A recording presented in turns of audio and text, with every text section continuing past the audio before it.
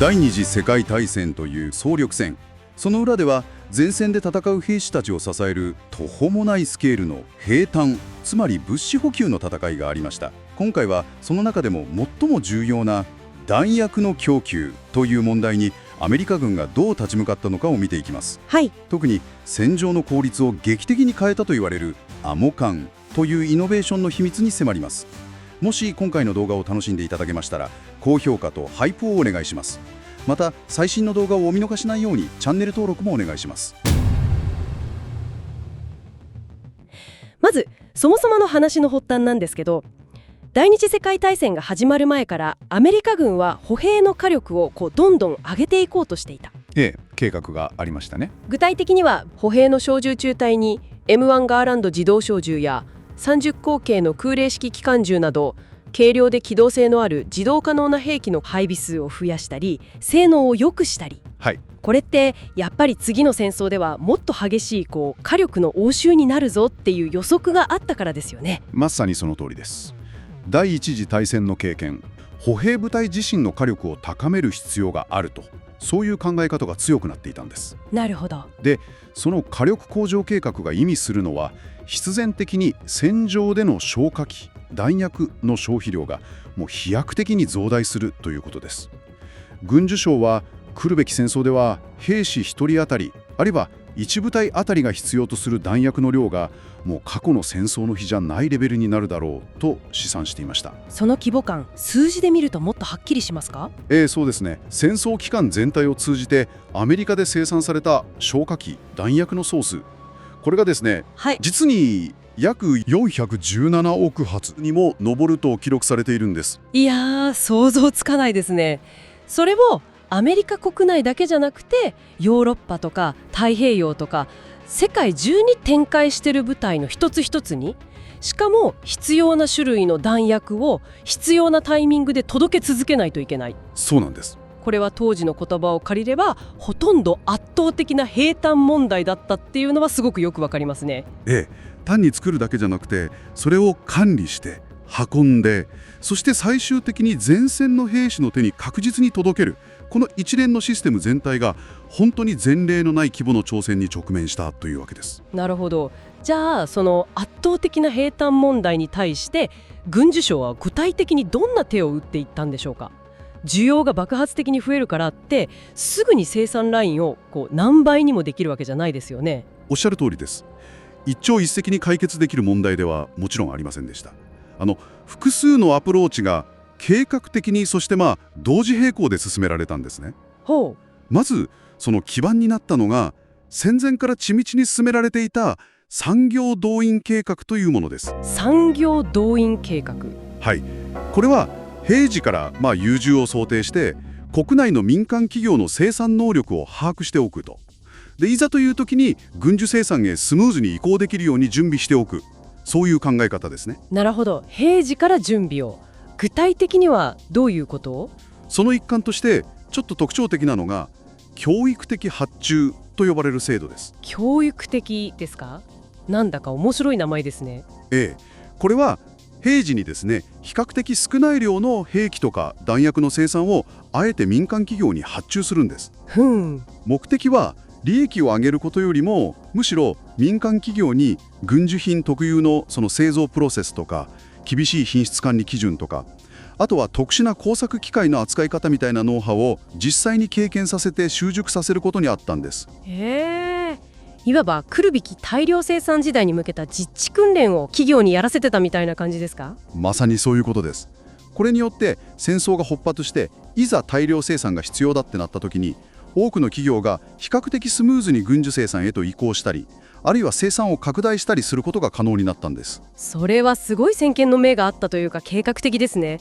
いきなり作れって言われてもノウハウがなかったらもう大混乱ですもんね。そうなんですよ。で次にその計画を発展させる形で生産体制そのものの抜本的な拡大が行われました。フランクリフォード兵器廠みたいな既存の政府直営の兵器工場だけではもう到底予測される需要を満たすことはできなかったんです。キャパシティが足りないと。そこで採用されたのが政府所有民間運営、略して5個と呼ばれる方式です。5個方式、ガバメントオウンド、コントラクターオペレーテッドですね。政府が所有して運営は民間に委託するということですか？その通りです。政府がお金を出して国内、特に労働力とか土地が確保しやすくて戦略的にも内陸部が選ばれた中南部にですね、次々に巨大な新しい弾薬工場を建てたんです。でその実際の操業、つまり生産管理とか従業員の雇用なんかは経験豊富な民間企業に委託した。なるほど。これによって政府のリスクを抑えつつ、民間企業の持つ効率的な経営ノウハウとか技術力を最大限に活用して短期間で大規模な生産能力を確保することに成功したわけです。うまいやり方ですね。単に数を増やすだけじゃなくて官民連携という形で効率的に生産能力をスケールアップさせる仕組みを作ったと。記録を見るとこの5個方式ってかなり大規模に展開されたみたいですね。はい。消火器弾薬の工場は地図で表示している12施設に上ります。弾薬の生産能力は本当に飛躍的に向上しました。でもそれでも挑戦は続くんです。生産量を増やす一方で限られた資源をいかに有効活用するかという問題も深刻でした。戦争が長引くといろんな戦略物資が不足してきますよね。弾薬にとって特に重要だったのが薬莢の主材料である真鍮、つまり銅と亜鉛の合金です。真鍮。はい。銅も亜鉛も他の兵器とか軍需品にも大量に必要とされるので供給がすごく逼迫したんです。そこで代替材料としてより手に入りやすい鉄、スチールを使った薬莢の開発と導入が進められました。真鍮から鉄へですか？でも材料を単純に変えればいいってもんでもないですよね。鉄って錆びやすいイメージもありますし。おっしゃる通りです。技術的なハードルはこれ非常に高かったようです。鉄は真鍮に比べておっしゃる通り錆びやすいですし、あと発射した時の膨張とか収縮の特性も違うんですね。ああ、なるほど。なので発射後に薬莢が薬室に張り付いちゃってうまく排出されないっていう問題が頻発したそうなんです。なので信頼性を確保するためには表面処理技術を改良したりとか、場合によっては薬室側の設計を変えたりとか、本当に多くの試行錯誤が必要だったようです。単なるコスト削減とか資源節約って話じゃなくて、兵士のそれこそ生死に直結する武器の信頼性を保ちながら代替材料を導入するっていうのは、これは大変な努力だったでしょうね。そうですね。さて、ここまでの話で膨大な弾薬需要に応えるための生産体制がいかにして作られていったか、そのあたりが見えてきました。でも話はここで終わりじゃないんですよね。むしろここからが戦場の現実を大きく変えたポイントかもしれない。つまり生産された膨大な弾薬をどうやって前線の兵士に届けるか、このパッケージングとロジスティクスの問題。そこがまた重要なんです。特に機関銃の弾薬供給において大きな変化がありました。それまでの、標準的な方法ではですね、弾薬はまず紙箱に入れられたバラ玉の状態で、さらにそれを複数まとめてパッキングボックスに詰められて後方から送られてきていたんです。木箱に紙箱入りのバラ玉ということはですよ、最前線の兵士たちは戦闘の合間とか準備段階で装弾機っていう専用の器具を使って機関銃用のキャンバス製のベルトに一発また一発と手作業で弾薬を詰めていく必要があったと、そういうことですよね。まさにその通りです。機関銃って一度に大量の弾薬を消費しますから、例えば標準的な250発のベルト弾薬を1本作るだけでもかなりの時間と手間がかかったんです。それをいつ砲弾が飛んでくるかわからないような状況で、いやー、想像するだけでその非効率さというか兵士たちのストレスが伝わってきますね。本当ですよね。それに紙箱とか木箱じゃやっぱり雨とか湿気とか泥とか中の弾薬を完全に守るっていうのも難しかったでしょうし。まさにそこが大きな問題点でした。前線での作業負担が大きい、時間もかかる、そして弾薬の品質維持にも不安があると、このボトルネックを解消するために導入されたのが金属製の密閉型弾薬箱、通称アモ缶だったのです。アモ缶、ついに来ましたね。具体的にはどう変わったんですか？はい、この新しい方式では工場で弾薬を出荷する段階でもうすでに250発の弾がですね、ベルトに装填された状態で頑丈な金属製の缶、つまりアモ缶にきっちりと詰められて、しかも密閉されてるんです。あらかじめ工場でベルトに装填済みと。そうなんです。だからアモ缶の蓋をパカッと開ければ、そこにはもうすぐに使えるベルト弾薬が入ってる。それをそのまま機関銃にガチャンと取り付ければ即座に射撃を開始できるんです。うわー、それは劇的な変化ですね。これにより前線での時間のかかる、そして時には危険も伴う相談作業が完全に省略されたんです。作戦の迅速化、つまり攻撃とか防御の準備にかかる時間が大幅に短縮される。